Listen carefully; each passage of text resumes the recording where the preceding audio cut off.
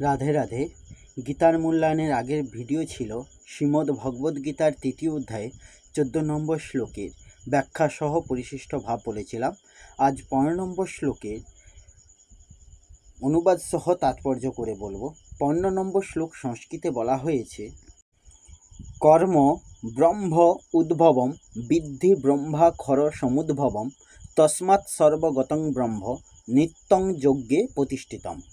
এর অনুবাদ হচ্ছে, যজ্ঞাদি কর্ম বেদ থেকে উদ্ভূত হয়েছে এবং বেদ সম্যকরূপে প্রকাশিত হয়েছে অক্ষর বা পরমেশ্বর ভগবান থেকে। অতএব সর্বব্যাপক ব্রহ্ম সর্বদা যজ্ঞে প্রতিষ্ঠিত আছেন। এই শ্লোকের তাৎপর্য হল, যজ্ঞার্থাৎ কর্মণ, অর্থাৎ ভগবান শ্রীকৃষ্ণকে তুষ্ট করার জন্যই যে কর্ম করা প্রয়োজন সেটি এই শ্লোকে আরও স্পষ্টভাবে উল্লেখ করা হয়েছে। যজ্ঞ পুরুষ শ্রী বিষ্ণুর সন্তুষ্টির জন্য কর্ম করতে হলে আমাদের অবশ্যই ব্রহ্ম বা দিব্য বেদের নির্দেশ অনুসারে তা করতে হবে। বেদে সমস্ত কর্মপদ্ধতি সম্বন্ধে নির্দেশ প্রদান করা হয়েছে। যে কর্ম বেদে অনুমোদিত হয়নি তাকে বলা হয় বিকর্ম বা পাপ কর্ম। তাই কর্মফলের প্রভাব থেকে রক্ষা পাওয়ার জন্য সবসময় বেদের নির্দেশ অবলম্বন করা উচিত। সাধারণ জীবনে মানুষকে রাষ্ট্রের নির্দেশ অনুসারে চলতে হয়, তেমনি ভগবানের নির্দেশে তার পরম রাষ্ট্র ব্যবস্থায় পরিচালিত হওয়াই মানুষের কর্তব্য। বেদে এই সমস্ত নির্দেশগুলি ভগবানের নিঃশ্বাস থেকে উদ্ভূত হয়েছে। তাতে বলা হয়েছে, ঋগ্বেদ, যজুর্বেদ, সামবেদ ও অর্থবেদ এই চারটি বেদই ভগবানের নিঃশ্বাস থেকে উদ্ভূত হয়েছে। ভগবান সর্বশক্তিমান হওয়ার জন্য নিঃশ্বাসের মাধ্যমেও কথা বলতে পারেন, যেটি ব্রহ্মসংহিতায় প্রতিপন্ন হয়েছে। সর্বশক্তিমান ভগবান তার যে কোনো ইন্দ্রিয়ের দ্বারা অন্য সব ইন্দ্রিয়ের কাজ করতে পারেন, অর্থাৎ ভগবান তার নিঃশ্বাসের দ্বারা কথা বলতে পারেন এবং তার দৃষ্টির দ্বারা গর্ভ সঞ্চার করতে পারেন। প্রকৃতপক্ষে ভগবান জড় প্রকৃতির প্রতি দৃষ্টিপাত করেন এবং তার ফলে সমস্ত বিশ্ব চরাচরে প্রাণের সঞ্চার হয়। জড় প্রকৃতির গর্ভে বদ্ধ জীবেদের সৃষ্টি করার পর তিনি বৈদিক জ্ঞানের মাধ্যমে নির্দেশ প্রদান করেছেন, যাতে এই সমস্ত বদ্ধ জীবেরা চিন্ময় জগতে তার কাছে ফিরে যেতে পারে।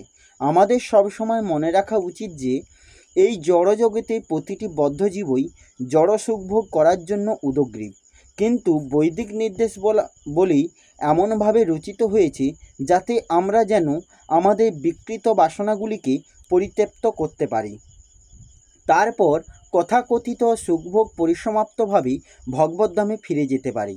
বদ্ধজীবীদের মুক্তিলাভ করার জন্য এটি একটি সুযোগ। তাই বদ্ধজীবীদের অবশ্যই কৃষ্ণ ভাবনায় উদ্বুদ্ধ হয়ে যজ্ঞের পন্থা অনুসরণ করা উচিত।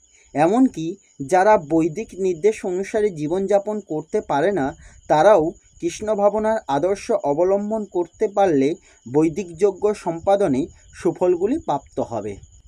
এই শ্লোকে ব্যাখ্যাতে বলা হয়েছে, কর্ম ব্রহ্ম উদ্ভবং বিদ্ধি, অর্থাৎ বেদ কর্তব্যকর্ম পালনের বিধি নির্দেশ করে। মানুষের কর্তব্যকর্ম পালনের বিধির জ্ঞান বেদ থেকে হওয়ার জন্য বেদ হতেই কর্মের উৎপত্তি বলা হয়েছে। বেদে অন্তর্গত ঋগ্বেদ, যজুর্বেদ, সামবেদ ও অথর্ববেদের সঙ্গে সঙ্গে স্মৃতি, পুরাণ, ইতিহাস অর্থাৎ রামায়ণ ও মহাভারত ও বিভিন্ন সম্প্রদায়ে আচার্যগণের অনুভবের কথা ইত্যাদি সমস্ত সৎশাস্ত্রগুলিতেই বেদানুকূলভাবে গ্রহণ করা উচিত। ব্রহ্মাক্ষর সমুদ্ভবম, অর্থাৎ ব্রহ্ম পদ এখানে বেদের বাচক। সচিনানন্দ ঘন পরমাত্মা হতে বেদ প্রকটিত পরমাত্মার এইরূপ সমস্ত কিছুর মূল। বেদ পরমাত্মা থেকেই প্রকটিত। এটি কর্তব্য পালনের নিয়মাবলী ব্যক্ত করে। মানুষ সেই কর্তব্য বিধিপূর্বক পালন করে। কর্তব্য পালনের দ্বারা যজ্ঞ হয় এবং যজ্ঞ হতে বৃষ্টি হয়, বর্ষা হলে অন্ন জন্মায়, তা থেকে পানির সৃষ্টি হয়। সেই প্রাণীদের মধ্যেই মানুষ কর্তব্যরূপে যজ্ঞ করে। সৃষ্টিচক্র এভাবেই আবর্তিত হচ্ছে।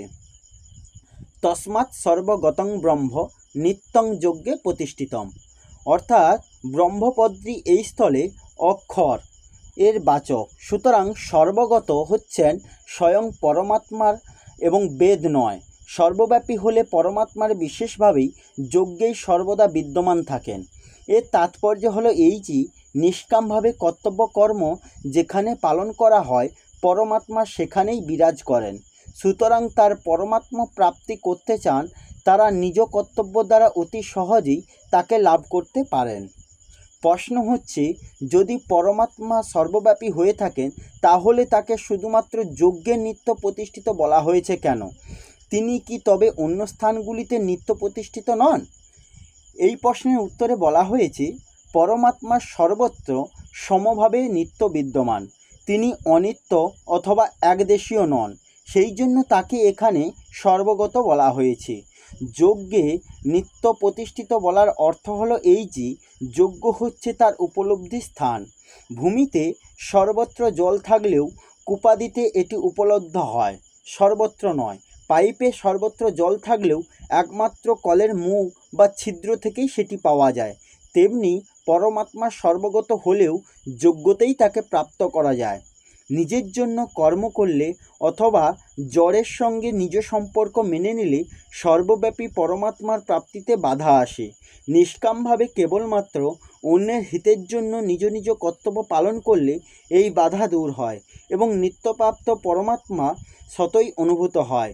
এই জন্য অর্জুন যখন নিজ কর্তব্য থেকে বিচ্যুত হয়ে যাচ্ছিলেন তখন ভগবান তাকে নানা যুক্তির সাহায্যে কর্তব্য পালনে বিশেষ গুরুত্ব দেখিয়েছেন।